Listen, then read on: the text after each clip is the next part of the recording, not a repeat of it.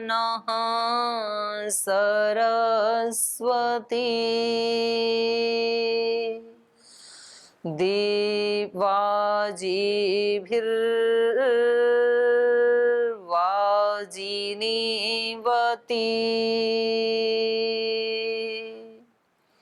यज्ञं वष्टु धिया वसु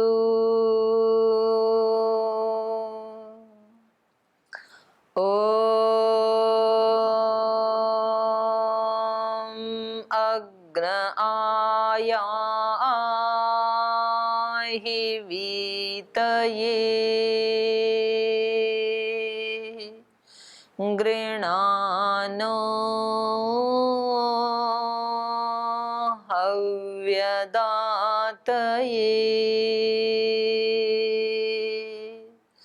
निहोता सत्सि बर्हिषि ॐ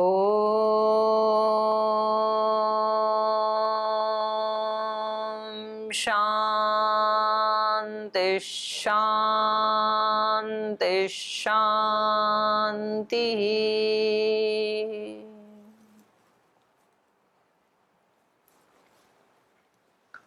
जीवन दर्शन कक्षा में आप सभी का स्वागत है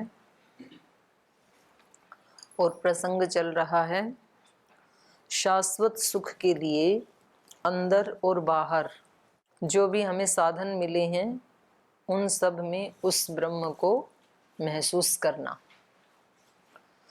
तो नारद और सनत कुमार के इस कथानक के माध्यम से उपनिषद के ऋषि हम सभी को ये बताना चाहते हैं, यदि हम अपने जीवन में सुखी होना चाहते हैं तो पहले स्थूल शब्दों से लेकर के और फिर उन शब्दों के पीछे भी जो वाणी है, मन है, विचार है, संकल्प है, विशेष ज्ञान है, ध्यान है, हमारी अवेयरनेस है, उन सब को हमें ब्रह्म समझ करके अपने अंदर की तरफ भी गति करनी चाहिए और बाहर भी गति करने के लिए एक एक वस्तु के प्रति, एक एक व्यक्ति के प्रति हमें कैसे होना चाहिए, नतमस्तक होना चाहिए। उसको ब्रह्म का ही एक रूप मान करके कुछ लोग हमें प्रेरणा दे करके आगे बढ़ाते हैं तो कुछ लोग हमें ताड़ना दे करके आगे बढ़ाते हैं, लेकिन हमें सब आगे ही बढ़ा रहे हैं। तो व्यक्ति को किसी न किसी रूप में, हर व्यक्ति को, हर आत्मा को अपनी उन्नति में साधक ही मान करके और उनके प्रति कृतज्ञता का भाव ही होना चाहिए। तो उससे अपना फायदा क्या हो जाता है, हम दुर्भाव से बच जाते हैं, अपने मन में फिर दुर्भाव नहीं उठ पाता है। तो महाराज जी कहानी सुनाते हैं ना, वो जिसको गंगा नहाने के लिए आना था तो दिल्ली से आया तो था 8-10 दिन का टाइम लेके, लेकिन वापस पहुंच गए 4-5 दिन के बाद ही, क्योंकि मेरठ से ही कुत्ते पीछे लग गए। एक कुत्ता ही चला था दिल्ली से, तो वो मेरठ, सहारनपुर, बोले आप हमारे क्षेत्र में कैसे आ गए, तो उसने, उसकी रफ्तार बढ़ गई। तो जाके उन्होंने पूछा इतनी जल्दी कैसे आ गए, 10 दिन के लिए गए थे। बोले कुछ सहयोगी मिल गए, उन्होंने यात्रा छोटी कर दी हमारी। तो जीवन में कुछ ऐसे सहयोगी मिल जाते हैं जब यात्रा हमारी वो तीव्र कर देते हैं। जब चोट लगती है ना व्यक्ति को तो यात्रा बढ़ जाती है। जैसे कोई चींटी या कोई वो चल रहा हो, मकोड़ा, मोटा चींटा, तो धीरे आराम आराम से चल रहा होता है, उसको आप ऐसे मारो, फिर उसकी रफ्तार कैसी होती है, बड़ी तेज पकड़ जाता है, इधर उधर घूमता है, बड़ा फास्ट चलता है वो। तो ये रफ्तार कैसे बढ़ी, चोट लगने से। तो जीवन में व्यक्ति की रफ्तार कब बढ़ती है, चोट लगने से। इसलिए कुंती माता क्या मांगती थी, दुख मांगती थी। भगवान जी हमें अनुकूलताएं मत देना, क्योंकि प्रतिकूलता में आपकी सबसे ज्यादा याद आती है, क्योंकि आप ही एक आश्रय दिखाई देते हो उस समय। तो सुखों में हो सकता है मैं आपको भूल जाऊं, पर दुख में तो भूलने का कोई चांस ही नहीं है, क्योंकि और कोई नजर आता ही नहीं है। इसलिए ठीक है, अनुकूलता भी आपकी कृपा है, आपका प्रसाद है, लेकिन प्रतिकूलता आपकी ज्यादा ही कृपा है। जब जीवन में प्रतिकूलता आती है ना, तो उसको क्या समझना चाहिए? भगवान का विशेष प्रसाद, सामान्य प्रसाद नहीं। हमारे श्रद्धेय स्वामी सोमानंद जी महाराज थे, कई बार मैं बताती हूँ आपको। तो इलेक्शन के टाइम उनके पास कोई राजनेता आशीर्वाद लेने के लिए गई। जाते ही है राजनेता उस समय, तो वो तो इतने बड़े ऋषि थे, छोटे छोटे भी लोगों के पास कोई मंदिर आश्रम खोल के कोई बैठा है तो उनके पास भी चले ही जाते हैं उस समय, तो कि क्या पता कब कहाँ किसका आशीष फल दे जाए। तो उनके पास गए, महाराज जी आपका आशीर्वाद चाहिए, मैं इलेक्शन में खड़ा हुआ हूँ। तो महाराज जी ने कहा भाई 2 प्रकार का आशीर्वाद है, एक सिंगल है एक डबल है, तो आपको कौन से वाला चाहिए? तो बोले जी थोड़ा सा है, कोई मांगेगा ही नहीं ना। तो वो तो थोड़ा राजनेता था ना, लेकिन वो आपके जैसा नहीं था ना, भोला भंडारी।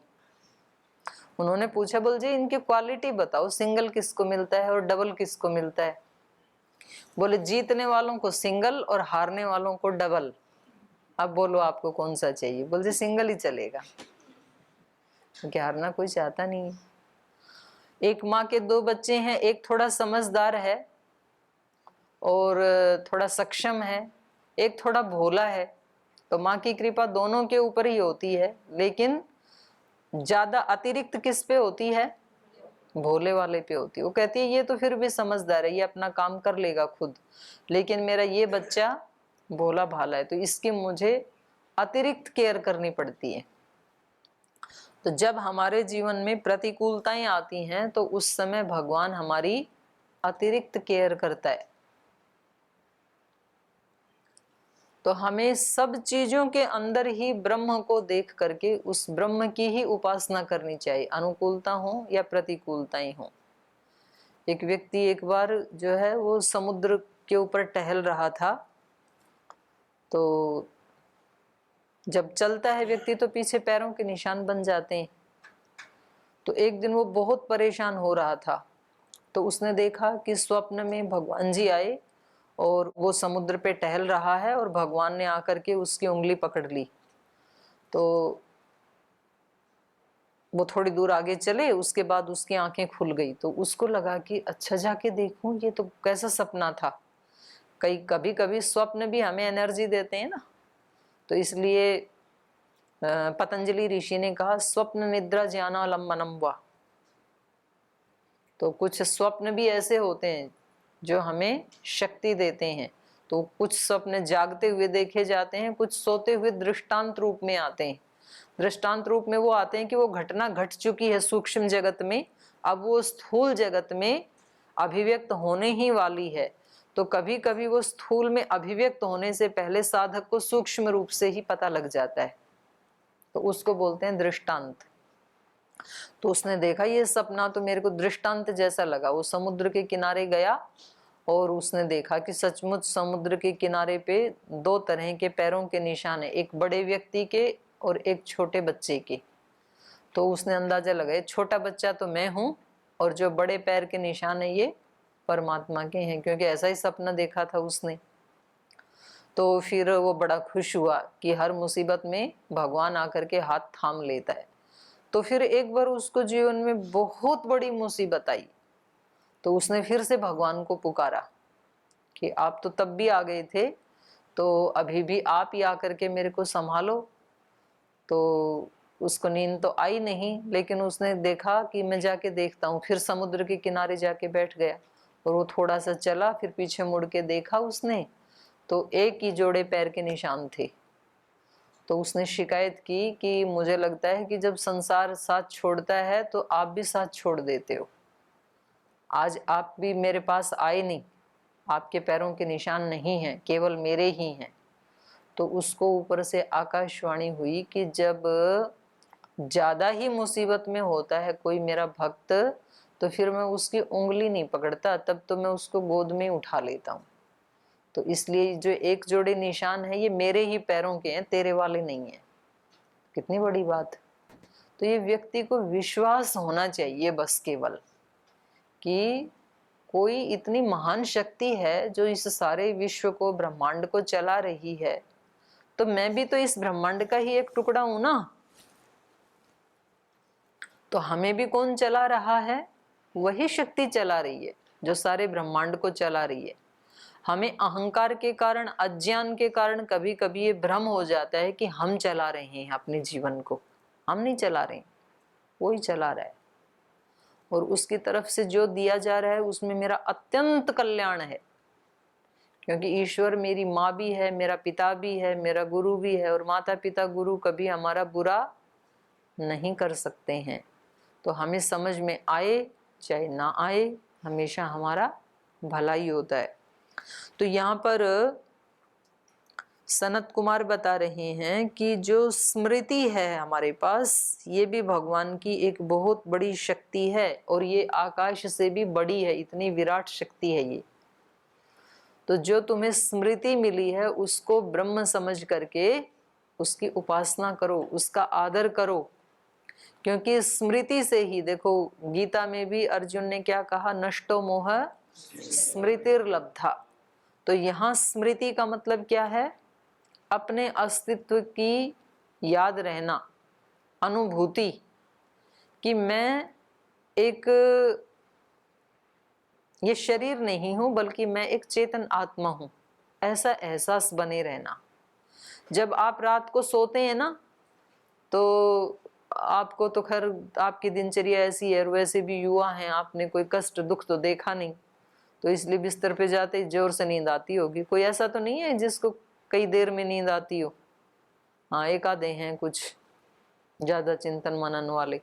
तो उसको रात को बिस्तर में जाते ही क्या सोचना चाहिए कि इस संसार से सारे रिश्ते नाते खत्म। और रिश्ते नाते खत्म कब होते हैं इंसान के? जिस दिन मृत्यु आती है। तो किसी न किसी दिन तो मृत्यु आएगी ही ना, तो उसको आज ही अनुभव कर लो जो कल आना है उसको। तो मृत्यु के समय क्या करेंगे? सारी समस्याएं खत्म। समस्याएं हमारी कब तक हैं? जब तक मृत्यु नहीं आई है।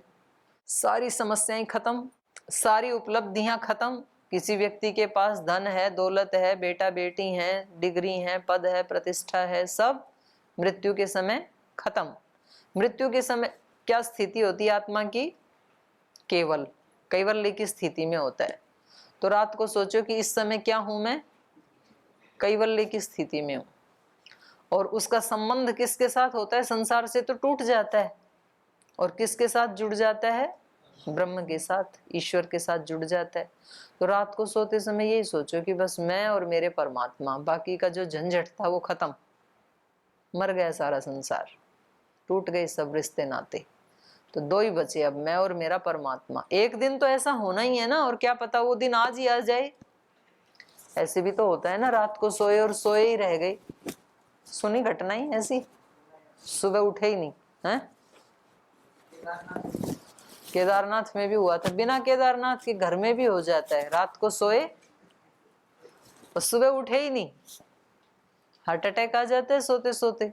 और वो बड़े बुजुर्गों को होता है, ऐसा नहीं जवानों को हो जाता है, ऐसे युवाओं को हो जाता है। तो क्या पता आपका भी अंतिम दिन हो आज। बोल जी हमारा तो नहीं हो सकता, हम योग करते हैं। भगवान करे ना हो, लेकिन पॉसिबिलिटी तो है ना, हो तो सकता है। तो जब आप ऐसा सोचेंगे कि मैं और मेरा परमात्मा, तीसरा नहीं कोई, तो बड़ी गहरी नींद आती है फिर। और जब उठें सुबह तो ऐसे उठें कि जैसे आज पहली बार दुनिया में आए, सब नए नए अपरिचित। जैसे नए विद्यार्थी आए हैं ना, तो इनका ना किसी से राग है ना द्वेष है, क्योंकि नए नए आए हैं। और जब एक स्थान पे रहते हैं साल 6 महीना, तो कुछ के साथ प्रीति हो जाती है, कुछ के साथ अप्रीति हो जाती है, तो फिर बन जाते हैं उसमें राग द्वेष बन जाते हैं फिर। तो सुबह जब उठें तो ऐसे उठें कि जैसे पहली बार इन सब से मिल रहे हैं आज नए नए, तो कितना अच्छा लगेगा। और एक विचार और कि रात को सोए थे और उठ गए, मरे नहीं आज। जिंदा हैं, एक दिन तो और मिल गया कम से कम। तो फिर अपने आप से पूछना, अपना ही नाम लेकर के पूछना कि भाई तेरे को आज का दिन दुख में बिताना है कि आनंद में बिताना है। ये अपने आप से पूछना। एक दिन मिल गया ना जीने के लिए, तो आज वाला दिन कैसे बिताना है, आनंद में बिताना है कि दुख में बिताना है। निश्चित रूप से दुख को कौन आत्मा चाहेगी, तो उत्तर क्या मिलेगा, आनंद में बिताना है। सुख में भी नहीं, आनंद में, आनंद में बिताना है। आनंद में बिताना है तो बस अब ये सुबह एक बार तय हो गया, अब दिन में कुछ भी आएगा तो कैसे रहना है, ऐसे रहा जा सकता है। महापुरुष तो रहे ना ऐसे, किसके जीवन में कष्ट नहीं आए। भगवान कृष्ण से लेके, राम से लेके, उसका तो बेचारे का जन्म ही जेल में हुआ। और वो जब पैदा हुए तो उनकी परिस्थिति क्या थी बेचारे की, माता पिता जेल में बंद, बच्चा भी जेल में बंद, और वहां से फिर वो क्या बने, योगेश्वर। यात्रा कहां से शुरू हुई देखो, नॉर्मल घर में झोपड़ी में भी पैदा नहीं हुए, कारागृह में पैदा हुए। और उसके बाद उन्होंने स्वयं को ही कारागृह से मुक्त नहीं किया, बल्कि करोड़ों करोड़ों लोगों को कारागृह से मुक्त किया। और अपने जीवन काल में तो जो मुक्त किया सो किया, आज तक कर रहे हैं। आज तक कितने लोगों को मुक्त किया और आगे कितने लोगों को करेंगे। तो देखो कितनी संभावनाएं हैं एक आत्मा की, कि वो कितना ज्यादा, कितना अपने आप को विराट बना सकता है। और केवल उसी समय जब जी रहा है, उसी समय नहीं, उसके जाने के बाद भी लोग उसको याद करके, उसकी शिक्षाओं को, उसके आचरण को, उसके जीवन को स्मरण करके उससे शिक्षा ले सकते हैं और अपने आप को कारागृह से मुक्त कर सकते हैं। तो हमें सुबह ही ये फैसला कर लेना चाहिए कि भाई कोई भी परिस्थिति आएगी तो आज का जो दिन मिला है, पीछे के जैसे भी बिताए, पर आज वाला कैसे बिताना है, आनंद पूर्वक, आनंद के साथ बिताना है। तो ऐसे फिर एक एक दिन को अच्छा बनाते बनाते फिर अच्छा, हर परिस्थिति में सुख से, शांति से, आनंद से जीने का फिर अभ्यास हो जाता है व्यक्ति को। ठीक है, वो भी आएंगी, अनुकूलताएं भी आएंगी, प्रतिकूलताएं भी आएंगी, कभी सम्मान भी होगा, कभी अपमान भी होगा, आते रहेंगे। ये तो मौसम भी तो आते हैं, पहले गर्मी थी, फिर अभी बारिश आ रही है, फिर थोड़े दिन में ठंडी भी आएगी, आते ही रहेंगे, हर साल ही आते हैं ये। सुबह सुबह अंधेरा था, फिर सूर्योदय हुआ, फिर दोपहर हो गई, फिर सांझ भी होगी। तो रोज ही बदलती हैं ना परिस्थितियां, तो बाहर भी बदलती हैं, अंदर भी बदलती हैं। कभी बहुत ज्यादा हम उच्च स्थिति में होते हैं, कभी मीडियम होते हैं, कभी बिल्कुल ही लो कॉन्शियस में होते हैं, तनाव में होते हैं, तो बदलती हैं। लेकिन आप नहीं बदलते हैं, सब कुछ बदलता है, लेकिन कोई एक है जो इन सब का साक्षी है, वो नहीं बदलता है। तो बस अपने उसी को पकड़ करके व्यक्ति रहे कि मैं तो नहीं बदलता हूं ना, ये बदलती हैं तो ठीक है, इनको बदलते हुए देखेंगे। अब रात और दिन को बदलते हुए कभी किसी को कोई तनाव आता है क्या? अभी तक तो इतना प्रकाश था, अब डूब गया सूरज, तो कोई हाय तौबा मचाते हैं, रोने पीटने लगते हैं क्या रात आती? खुश होते हैं कि रात्रि आई तो आराम करेंगे, क्योंकि अभी तक लगे हुए थे। खूब जोर से धूप होती है और फिर बादल आ जाते हैं सूर्य के सामने गर्मी में, तो परेशान होते हैं बादलों को देख के। अच्छा ही लगता है कि तप रहा था, चलो थोड़ी देर के लिए तो बादल आ गई, मौसम सुहाना हो गया। तो कभी कभी जीवन में प्रतिकूलताएं भी अच्छी ही होती हैं हमारे लिए। वो नहीं आएंगी, रात नहीं आएगी तो दिन की कीमत समझ में नहीं आएगी। तो ये हमें सिखा रहे हैं, सनत कुमार हमें सिखा रहे हैं कि आप हर चीज में क्या देखना, ब्रह्म को ही देखना। तो और हमारे पास क्या क्या मिला है उसकी लिस्ट बनाते जाना। तो बड़ी बड़ी शक्तियां हमें मिली हैं, पर हमें उसकी कीमत का पता नहीं है। तो यहाँ बात ये कर रहे थे स्मृति की। स्मृति एक भगवान की दी हुई बहुत बड़ी देन है। उस स्मृति के आधार पे व्यक्ति क्या से क्या बन जाता है। उसको स्मृति होती है अपने कुल खानदान की, अपने वंश की, अपने ऋषियों की, परमात्मा की, कितने लोग हुए महान, ऐसे मैं भी हो सकता हूँ, ये स्मृति यदि ना रहे व्यक्ति को तो फिर क्या कोई प्रेरणा ले पाएगा और क्या कोई आगे बढ़ पाएगा? तब नहीं पढ़ पाएगा। तो ये कितनी अच्छी चीज है हमारे पास, तो उसके लिए भगवान को धन्यवाद करना। यह स्मरम ब्रह्म इति उपास्ते यावत् स्मरस्य गतम तत्र अस्य यथा कामचारो भवति। यह स्मरम ब्रह्म इति उपास्ते अस्ति भगवः स्मरात् भूय इति। स्मरण शक्ति से भी कुछ बढ़कर के है क्या? वाव भूयो अस्ति इति। हाँ बिल्कुल, स्मृति से भी बड़ा है। तन्मे भगवान ब्रवीतु इति। फिर आप मुझे उसी का उपदेश दीजिए। तो ऋषि ने कहा आशा वाव स्मराद भूयः। आशा इद्धः वै स्मरो मंत्रान् अधीते कर्माणि कुरुते पुत्रांश्च पशूंश्च इच्छतः इमं च लोकम अमुं च इच्छत आशाम उपास्व इति। वाव निश्चित रूप से आशा स्मराद भूयः। नारद, आशा जो है वो स्मृति से भी बड़ी शक्ति है, क्योंकि स्मृति तो किसकी होती है? भूतकाल की होती है केवल स्मृति तो, और आशा हमें भविष्य से जोड़ती है। तो इसलिए स्मृतियां तो कभी रुला भी देती हैं और हंसा भी देती हैं।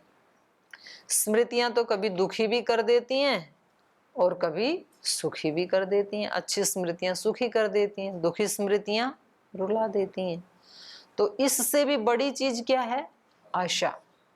भगवान ने एक आशा नाम की शक्ति जो सब मनुष्यों को दी है और सब प्राणियों को दी है, मनुष्यों को नहीं, सबकी आत्मा में एक आशा होती है, तो वो हमें भविष्य से जोड़ती है।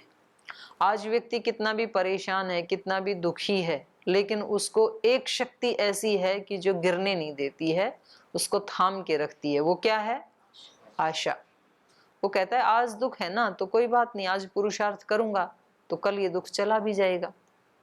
मेहनत करूंगा, तपस्या करूंगा, पुरुषार्थ करूंगा, आज जमीन के ऊपर खड़ा हूं तो कल आकाश में भी तो पहुंच सकता हूं। तो ये अगर आशा मनुष्य के अंदर ना हो तो व्यक्ति फिर आगे नहीं बढ़ सकता है। तो ये आशा नाम की शक्ति जो भगवान ने हम सबको दी है, तो ये कितनी बड़ी भगवान की देन है। तो उस आशा को क्या समझना चाहिए? ब्रह्म।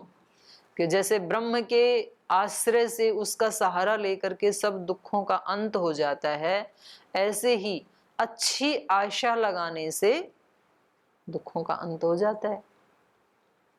तो आशा के सहारे ही तो व्यक्ति, आशा की डोर को पकड़ के ही तो व्यक्ति कितना जीवन में आगे बढ़ जाता है। तो इसलिए इन्होंने कहा कि आशा वाव स्मराद भूय। आशा तो स्मृति से भी बड़ी है। आशा इध वै स्मर मंत्रान अधीते। आशा से युक्त होकर के ही व्यक्ति क्या करता है? मंत्रों को पढ़ता है। वो कहता है मैं ज्ञान प्राप्त करूंगा, मंत्र मतलब ज्ञान, मनन करूंगा, ज्ञान प्राप्त करूंगा। मंत्रान अधीते कर्माणि कुरुते। ज्ञान प्राप्त करता है, फिर कर्म करता है। केवल ज्ञान से बात नहीं बनेगी। कुर्वन्ने वेह कर्माणि जिजीविषे क्षतम समा। काम करते हुए 100 वर्ष जीने की इच्छा कर, निठल्ला नहीं। केवल बातें करते हुए नहीं। बातें करने वाले फिर वहीं के वहीं रह गए, जो काम कर रहे थे वो आगे पहुंच गए। तो कर्म करना, व्यक्ति को अपनी शक्तियों का सदुपयोग करना, ये ही आगे बढ़ाता है। तो इसलिए आशा के कारण ही व्यक्ति मंत्रान अधीते, मंत्र पढ़ता है, कर्माणि कुरुते, जो उन मंत्रों में पढ़ा, जो ज्ञान प्राप्त किया, वैसा फिर कर्म करता है, वो पुरुषार्थ करता है। पुत्रांश्च पशुंश्च इच्छत। आशा के कारण ही पुत्रों को, पशुओं को चाहता है। पुत्र का मतलब है यहाँ पर प्रजाएं। अगर कोई गृहस्थ है तो अपने बेटे, पोते, नाती, उन सबको चाहता है कि मेरा कुल खानदान आगे बढ़े। और यदि कोई ब्रह्मचारी है, सन्यासी है, तो अपने शिष्यों को चाहता है। तो वो प्रजाओं को चाहता है आशा के कारण कि अभी मैं अकेला था तो ऐसे मेरे जैसे इतने लोग तैयार होंगे तो वो और ज्यादा धर्म का, योग का प्रचार प्रसार करेंगे। तो इसके लिए तो श्रद्धेय स्वामी जी महाराज ने आपको बुलाया और आप आ गए, तो उनको अच्छा लगता है, आपको भी अच्छा लगता है। तो एक आशा है भविष्य की कि एक एक व्यक्ति को एक एक किसी बड़े कार्य में लगाया जा सकता है, लेकिन पहले वो तैयार तो हों वैसा करने के लिए। शारीरिक दृष्टि से, मानसिक दृष्टि से, चरित्र की दृष्टि से, हर दृष्टि से आपको मजबूत बनाने के लिए यहाँ पर इतना खर्चा किया जाता है। एक एक व्यक्ति के ऊपर जो यहाँ की सुविधाएं हैं उनमें कम से कम 15 से 20 हजार रुपए खर्च होते हैं रहने के लिए। बाहर रहेंगे ना आप, तो वो क्यों किया जा रहा है? एक शुभ आशा से कि ये देश के लिए कुछ करेंगे, धर्म के लिए कुछ काम करेंगे, इसलिए तैयार किया जाता है। पुत्रांश्च पशुश्च इच्छत, व्यक्ति चाहता है। इमं च लोकम अमुम च इच्छत, आशा के कारण ही इस लोक को चाहता है, माने अभ्युदय को चाहता है, और उस लोक को चाहता है माने निःश्रेयस को चाहता है।